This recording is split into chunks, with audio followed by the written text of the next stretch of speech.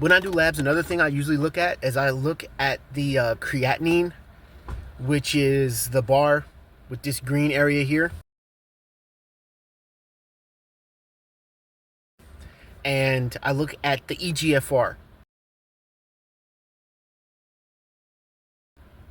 So starting with the eGFR, what does that stand for? Estimated glomerular filtration rate. So what that number does is, based on how high or low that number is, it determines how well your kidneys are filtering. So on average functional kidney, right? Your average functional kidney, normal kidney function is like in the 90s. So as you can see, mine was 83. So it's climbing because I got the kidney transplant. So before that, I was in full renal failure, no longer making urine, no longer doing anything. So that number was significantly lower. It might have even been zero because at some point, after like nearly a 4-year stint, I stopped producing urine entirely once I ended up on dialysis.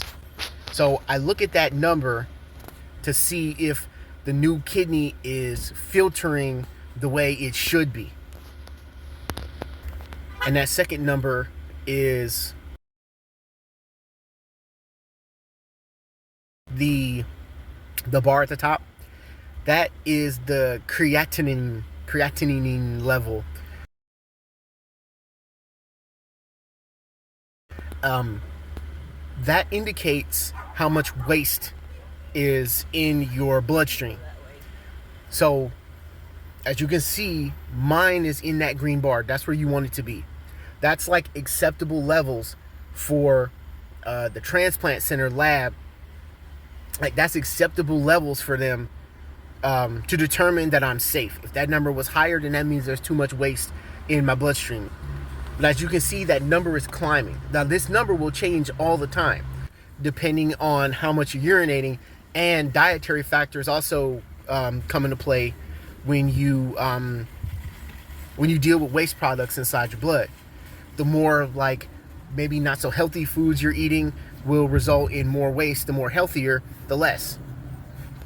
So with that 83 number, you know, considering I've only had the transplant for about 5 months now, which is pretty good. Like it's climbing. So these numbers are pretty good. The creatinine levels could be a little bit better, but it does show that the brand new kidney is functioning properly and it's doing its job.